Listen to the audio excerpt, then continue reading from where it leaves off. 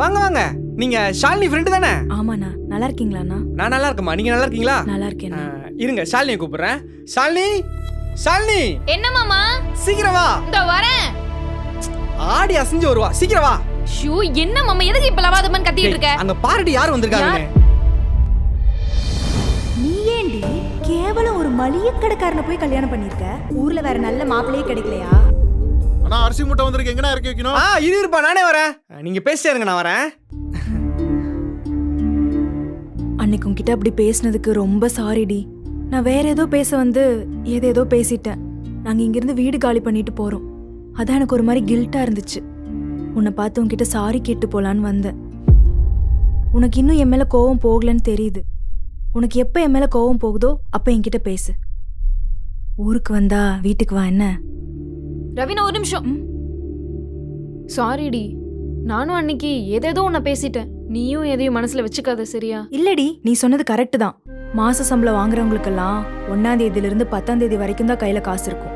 ஆனா இந்த மாதிரி மளிகை கடை வச்சு பிசினஸ் பண்றவங்களுக்கு தான் மாசம் ஃபுல்லா கையில காசு இருக்கும். என்னாச்சுடி உனக்கு? ஏன் வந்ததுல இருந்து ஒரு மாதிரி பேசிட்டு இருக்க? ஏதாச்சும் பிரச்சனையா? சொல்லு ரவினா, ஏதாச்சும் பிரச்சனையா?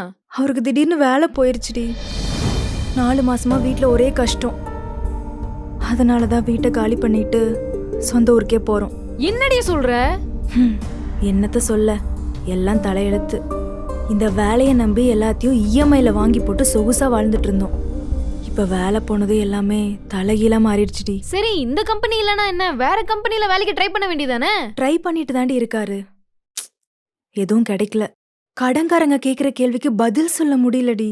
கடனை வாங்கி வீடு கட்டிட்டோம். இப்ப வாங்கின கடனை அடைக்கிறதுக்கு ஆசையா கட்டின வீட்டை விற்க வேண்டிய நிலைமை வந்துருச்சு. எனது வீட்டை விற்க போறியா? நீ சும்மா இரு. நான் என் மாமா கிட்ட கேக்குறேன். அவர் கண்டிப்பா உனக்கு ஏதாச்சும் ஹெல்ப் பண்ணுவார். இரு மாமா. அதெல்லாம் வேணாண்டி. நாங்க வாங்கி இருக்கிறதெல்லாம் பெரிய பெரிய கடன். அவ்வளோ பெரிய கடனுக்கு யாராலையும் உதவி பண்ண முடியாது. உனக்கு என் மாமா பத்தி சரியா தெரியாது. அவருக்கு கம்மி வட்டிக்கு கடன் கொடுக்கற நிறைய பேத்து தெரியும். இப்போதைக்கு வீட்டை அடமானத்துக்கு போட்டுட்டு இருக்கிற பிரச்சனையை சமாளி. வேலை கிடைச்சதும் எல்லாம் தானா சரியாயிரும்டி, சரியா? இரு மாமா. இல்லடி, உனக்கு எதுக்குடி தேவையில்லாம பிரச்சனை? அதெல்லாம் ஒரு பிரச்சனையும் வராது. இரு மாமா. மாமா இங்க வா.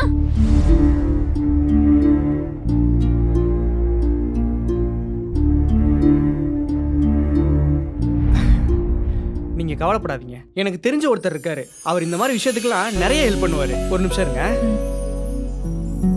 இதுல ஒரு நம்பர் இருக்கு. நீங்க கால் பண்ணி என் பேர் சொல்லுங்க, அவர் பார்த்துப்பாரு. தேங்க்ஸ்ண்ணா. நான் உங்ககிட்ட கண்டிப்பா பேசுறேன். தேங்க்ஸ் டி. ஏன் மாமா, ஏன்டா இவ்ளோ நல்லவனா இருக்க? என் ஃப்ரெண்ட் அன்னைக்கு உன்னை மளிகை கடைக்காரன்னு சொல்லி அசிங்கப்படுத்திட்டு போனா, இன்னைக்கு நீயே அவளுக்கு ஹெல்ப் பண்றேன்னு சொல்ற? பாத்தியா, அவங்க மளிகை கடைன்னு சொன்னதை நீயும் அசிங்கன்னு சொல்ற. மளிகை கடை வச்சிருக்கேன், அதனால என்ன மளிகை கடைக்காரன்னு கூப்பிடுறாங்க. இதுல என்ன இருக்கு? அது மட்டும் இல்ல, இன்னார் செய்தாரே ஒருத்தல் அவர் நான நன்னயம் செய்து விடல்னு ஒரு திருக்குறள்ல சொல்லியிருக்கு. அவ்வளவுதான் வாழ்க்கை. புரியுதா? வேலைய பாரு. ஓய் மாமா, இந்தா சோறு. தேங்க்ஸ் டி ஓனரம்மா. ஏ ஓனரம்மா, Dress என்ன புதுசா இருக்கு? இல்ல மாமா, இது பழசுதான். நீ வாங்கி கொடுத்தது. மறந்துட்டியா? நான் வாங்கி கொடுத்தேன். நான் தான் வாங்கி கொடுத்தேன். சரி, இது நீ எப்ப வாங்கி கொடுத்தேன்னு சொல்லு. ஐயோ, வாயை கொடுத்து மாட்டிக்கிட்டேனோ. சொல்லு. ஞாபகம் வந்துருச்சு. பொங்கலுக்கு எடுத்து கொடுத்தேன். கரெக்ட்டா? பொங்கலுக்கு நீ புடவை தான் எடுத்து கொடுத்த. இது எப்ப எடுத்து கொடுத்த? தீபாவளிக்கு எடுத்து கொடுத்தேன். கரெக்ட்டா? டிங். தீபாவளிக்கு உனக்கு எனக்கு கல்யாணமே ஆகல. நான் சிங்கிளா தான் இருந்தேன். சாரி டி ஓனரம்மா, மறந்துட்டேன். அடச்சி சார், அந்த லட்சணத்துல பொண்டாட்டி கவனிச்சுக்கிறீங்க. ஏதோ ஒரு விஷயம் மறந்துட்டேன். அதுக்காக நான் நல்லா புடிச்சேன் இல்லையா? எப்படி ஏதோ ஒரு விஷயமா? சரி, என் பர்த்டே எப்பன்னு சொல்லு பாப்போம். உன் பர்த்டே தானே, அதெல்லாம் ஞாபகம் இருக்கு, மறக்க மாட்டேன். இப்ப சொல்றேன் பாரு. ஆனா நீ மட்டும் தப்பா சொன்ன, கொட்டு விழுகும். அந்த அளவுக்கு நான் கொண்டு போக மாட்டேன். ஜூலை 12 தானே உன் பர்த்டே. அட கரெக்ட்டா? எப்ப? ஜூன் 12. ஒரு மாசத்துக்கு முன்னாடி பிறந்துட்டியா? ரொம்ப ஓவரா பண்ணாதடி. என்ன பத்தி உனக்கு எல்லாம் தெரியுமாப்பா? தெரியும். தெரியுமா? டேட்லாம் கேட்டா கரெக்ட்டா சொல்றவே. என் பிளட் குரூப் என்ன? சொல்லு. இப்ப மட்டும் பாரு. சொல்லு. A1B positive.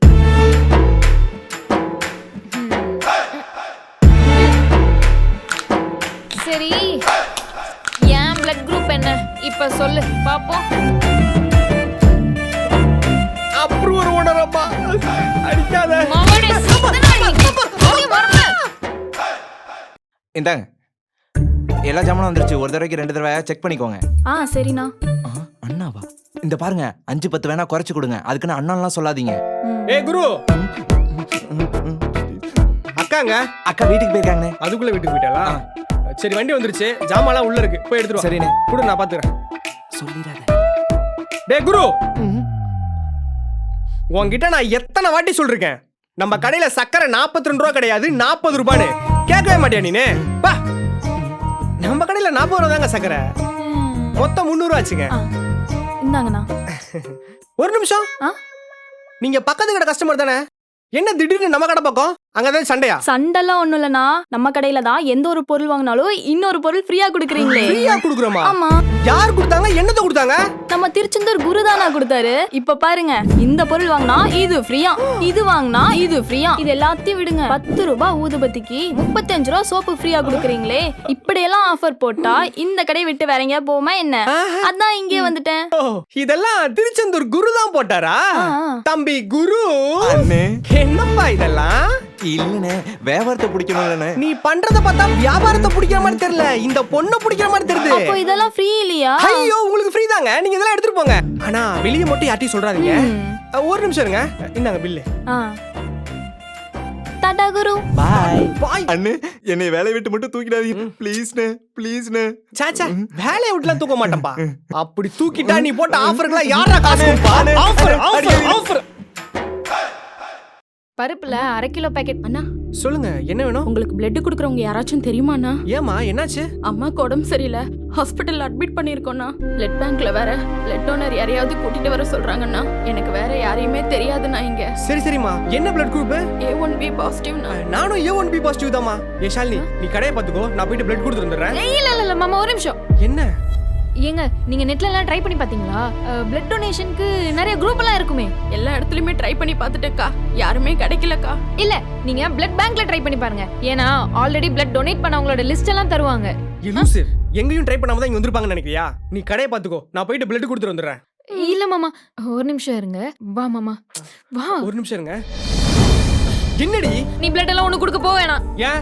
காலையில இருந்து ராத்திரி வரைக்கும் கடையில கஷ்டப்பட்டு வேலை செய்யற நீ போய் பிளட் கொடுத்தா உடம்பு வெளவெளன்னு வரும் மாமா. நான் கஷ்டப்பட்டு உடம்புல சத்த ஏத்தி வச்சா நீ போய் தானம் பண்ணிட்டு வருவியா? அதெல்லாம் ஒண்ணும் வேணாம், உனக்கு பதிலா நானே போய் கொடுத்துட்டு வரேன். தள்ளு. லூசு, உன் பாசத்தை எது இதுல காட்டணும்னு ஒரு விவசாயம் கிடையாதா?